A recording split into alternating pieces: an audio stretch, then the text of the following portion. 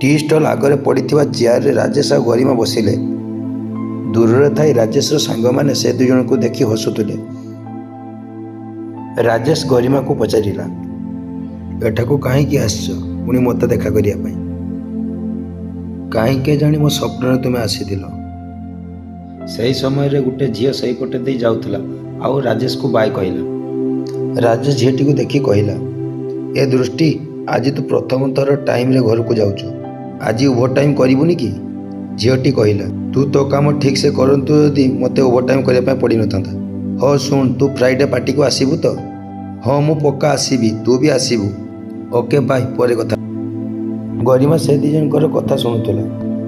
तापर राजेश गरिमा को कहला, ये दुष्टि बहुत हेल्पफुल झील, मोर अधा काम से ही कर दिए।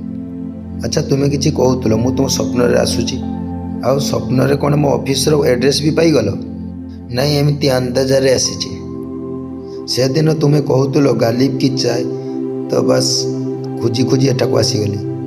अच्छा एत छोट छोट कथा भी तुम्हें धरी नियो, किंतु तुम्हें मत कहीं खोजुच? तुम्हें तो मत पड़ी जावाई कही मु कथा चाहूनी, एका रहा पसंद करे केते कौन, पुणी एबे कौन है से सरी कहवाई आसी। मु एबे चिड़चिड़ा स्वभाव हो जाए। जब तुम्हें मत कहल ना यू लुक सेट, तो मत लगिला मु कौन एते सेट देखा जाउची। जनक पाई मु समस्त सहित कथा बंद कर देछि। जनक पाई समस्त सह मिसिया पाई भी डर लगुच।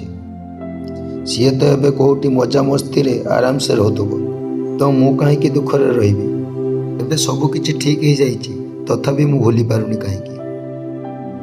बस रे मु तुम सहित केते कथा होइतिली, आउ तुमर मन अछि मु कहितिली एते कथा मु केबे भी का सहित हेई नाही। तो हाँ बहुत टाइम रु मु हेई नाही। तुम्हें अजणा मनीष हेइकी भी तुम सहित कथा पाई कंफर्टेबल लागुथिला। भाबुथली तुम सहित केबे देखा करिबिनी, कहीं ना कहा सहित मु मिसिया पाई चाहू नथिली। तो एबे भाबुची कहा सहित तो मिसिबा दरकार, किंतु काहाकू केमिति विश्वास करी भी जानी पारुनी। किंतु गरिमा एमिति कौन हेइथिला तुम सहित कहि पारिबिनी, अजीब लागुची। तुम्हें कहिया पाई चाहुन तो ठीक अछि, एते भी किछि हेइ जायनि कि जे ठीक हेइ परिबो। जहाँ भी हेइतो सब ठीक हेइ जो, बस तुमको चेष्टा करिया पाई पड़िबो। तुम्हें जिते बेले बस रे मते स्टार्टिंग रु फ्लर्ट करिया पाई चेष्टा करथुलो, बहुत क्रीपी टाइप रे लागुथुलो। मेट्रो स्टेशन रे आउ एबे जेमती कथा होच बहुत फरक लागुची। रूप रे नुहे मूड ऊपर डिपेंड करे, जिते बेले जेमिति मूड होबो सेमिति कथा बाहरिबो। अच्छा राजेश मु एबे जाउची, पुणी देखा हबो। केमिति देखा हबो? कौन सारा लाइफ एमती भाग्य उपरे छाड़ी दबा? जो टिश्यू रे तुम्हें हाथ पुछुच से टिश्यू रे मु नंबर लिखि देछि, मेसेज करियो बाय। राजेश पेपर टे खोली देखिला तो सेतिरे गोटे फोन नंबर लिखा है। मन भावला ये केते बेले हला, आउ हसी हसी से नंबर टी को निज फोन रे सेव कर देला। किंतु राजेश केबे भी से नंबर रे कांटेक्ट करि नथिला। सेपटे गरिमा प्रत्येक दिन राजेश रो मेसेज को अपेक्षा करी बसिथिला। काहेकि के जानी चातक परि से राजेश रो कॉल मेसेज को अपेक्षा करी बसी थाए। दिन राति रे गोटे अननोन नंबर रो मेसेज आसे, हाय। गरिमा मेसेज देखी इग्नोर कर दिए। पुणी गोटे मेसेज आसे, हेलो गरिमा मु राजेश। तापर गरिमा तुरंत मोबाइल टाको उठे रिप्लाई दिए, हाय। तापर से निजको प्रश्न करे, मु एते खुशी कहीं हो जाउची। तापर से राजेश को रिप्लाई दिए, एते दिन लागिगला गोटे मेसेज करिया पाई? कौन है मु तुमर कौन मन पड़ुली कि? नाई मन तो पड़ू नथुलो, बस तुमर गोटे हेल्प दरकार थिला। गोटे मूवी आसी बहुत भल होइची, देखिया चाहूची, किंतु साथी रे जीवा पाई केही नाहांती। सीधा सीधा कहि पारुनु मूवी देखिया पाई जीवा? तुम्हें जदि खराब भाबियो, भाबुची तो, किंतु खराब कि भल जानेनी। ओ हेलो, मु किछि सेमती खराब भाबी कि कही नाही। तुम्हें सीधा सीधा कह तो जीव कि नहीं? तुम्हें आगे कह, एटा कौन आमर डेट? हाँ हाँ भाभी नियो, दुई बंधुकर डेट। हाँ फ्रेंडशिप पर्यंत तो चलो, किंतु या आगक आउ किछि भाबिबनी। वाह मो कथा मते कहीदेल, एटा मो स्टाइल मैडम जी। तापर राजेश्वर मेसेज देखी गरिमा पूरा शांत हो गला। ता देह थरिया पाई लागिला। गरिमार किछि रिप्लाई न पाई तेज सेपटू टाइप कला, हेलो गरिमा, सुईगल कि? एपटे गरिमा थरिला हाथ रे टाइप कला, ଆଗକୁ କେବେ ବି ମୋତେ ମ୍ୟାଡ଼ାମ୍ ଜି କହି ଡାକିବନି। ଯେମିତି ଏବେ ଡାକିଲ ସେମିତି ଆଉ କେବେ ବି ଡାକିବନି। କାହିଁକି, କ'ଣ ହେଲା? ବାସ୍ ମନା କଲି, ଡାକିବନି ମାନେ ଡାକିବନି। ଆରେ ଏବେ ତ ଏତେ ଭଲସେ କଥା ହେଉଥିଲେ, ପୁଣି କ'ଣ ହେଇଗଲା ହଠାତ୍? କିଛି ନାହିଁ, ସିଏ ବି ମୋତେ ଏମିତି ମଜାକରେ ମ୍ୟାଡ଼ାମ୍ ଜି ଡାକୁଥିଲା। ଓ ସରି, କିନ୍ତୁ କେତେ ଦିନ ଆଉ କଷ୍ଟ ପାଇ ପାଇ ବଞ୍ଚିବ? ତୁମର ହେଇଛି କ'ଣ? ମୋ ସହିତ ସେୟାର କର, କତ ହାଲକା ଲାଗିପାରେ ତୁମକୁ। ତା ନାଁ ସୌରଭ, ମାଇ ଏକ୍ସ ବୟଫ୍ରେଣ୍ଡ। କଲେଜରେ ଆମ ଦୁଇ ଜଣଙ୍କର ଦେଖା ହେଇଥିଲା। ଫ୍ରେଣ୍ଡସିପ୍ରୁ ଆମ ଦୁଇଙ୍କ ଭିତରେ ପ୍ରେମ ଆରମ୍ଭ ହୋଇଥିଲା।